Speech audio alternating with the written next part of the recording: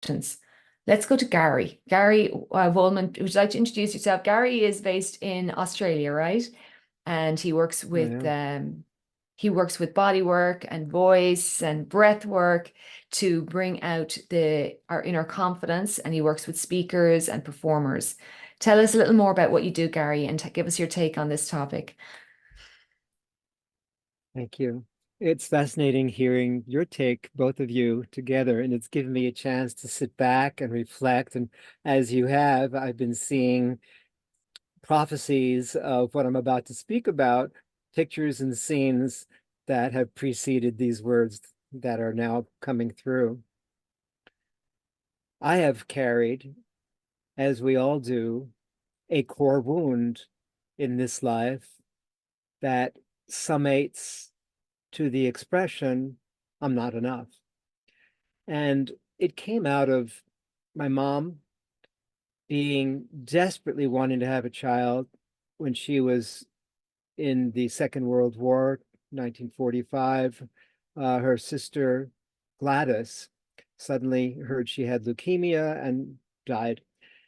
In the Jewish tradition, the firstborn, Gary, is named after the last died. And my mom's reproductive system was so screwed up for 5 years that until 1951, when I came out, she went to all the best doctors, desperate to get a child, that would be an amazing being. I am. She was pumped up with all, the right hormones and chemical, and it took 5 years for her to get pregnant.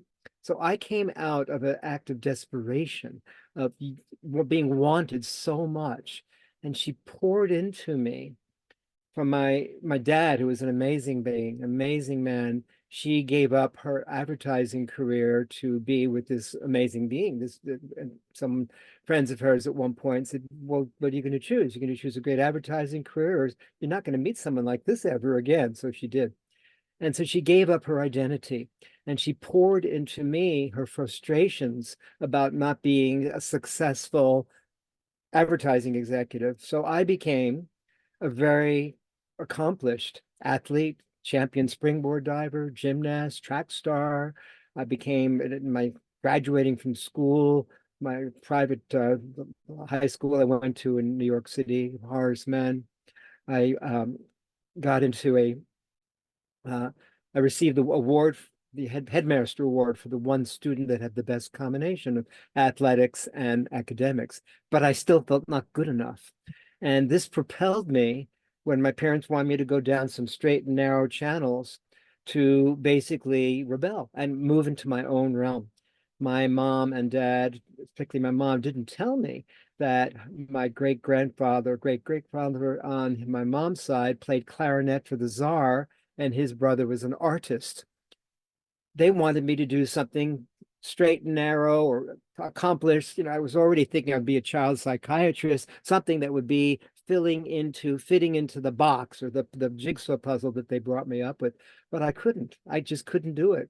So I kept rebelling and moving west. I went to California and then I came out as a court jester. I kept getting more and more wild to get noticed, to find my own uniqueness and authenticity. Little did I know that my background was all artists because my father was a CPA, really successful, accomplished, but I would not fit in. It just like oil and water. I just kept going as far away as I could to be heard. And I got outrageous and outlandish in my expression. The short version of my telling you all this is that now I'm 72, and after helping a huge amount of people, that was a way of demonstrating my self-worth to myself. I am enough, which is my mom did. I am enough by helping others. Now I've reached a point in my life with the presentation coaching and all this work I've done to help so many people out there for so long. Now I'm on the top of a mountain. I'm in a permaculture community and I am loving my all oneness, my all aloneness in a way that I don't have any interest in getting entangled with others to somehow measure my self-worth by how I connect with others or help others. I love helping others. Yet now my focus is ye, I, oh, Ooh, I do that throughout the day. Self-love, self-care, self-practices. And when I do this, I'm much more able to be there for others. Yet I'm whole and complete in a way that I never allowed myself to before, trying so hard to reach out. Now I'm reaching in and I feel far more present and pleasant in my own skin. That's One other really cool. version, one other thing that I wanted to say that is about working with others that I want to reflect on in my coaching and my therapy. About 2, 3, 4 years ago, there was a man who I met. He lives in Los Angeles, and he heard about the body therapy that I was doing with one of his friends in Melbourne, Australia. She great breakthroughs in the work that I was doing with her, and her success was greater, and her astrology practice, all that she was doing, it was very moving to him. And he somehow contacted me, said, I want to learn your method of body therapy. Well, I thought that was interesting. And then I found out he has cerebral palsy. And he had hired a body therapist to travel from Las Vegas to his home. And I was showing them each stroke, the affirmations, I'm whole and complete, different things that would address this I'm not enough um, self-talk that he was living with.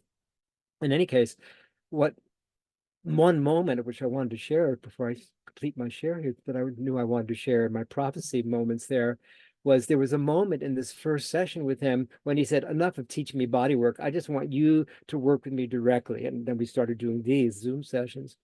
And I asked him at one moment, because he's all gimped up, he's all like this. And he's saying, I had a view of myself all my life of being this disformed, disfigured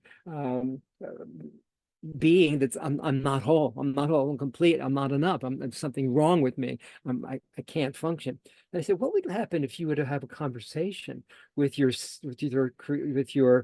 cerebral palsy and give it a new name? And he said, okay, cerebral palsy, I'm going to call you creative perception. And it shifted his whole physiology. And from that moment, he's now calling himself a rainbow healer, and he's honoring his uniqueness, his eccentricity, and his ways of seeing in dimensions in ways that other people can't. But we had to go through a pattern interrupt, a renaming, and a new dialogue with the parts of himself that he felt shamed by, blamed by, guilty about. And that was really important. I wanted to share that moment when we shift from not feeling good enough to shifting our self-talk. And now, what a magnificent opportunity. We all can do this in our own way, shift the most negative to something that's empowering, nurturing, and inspiring.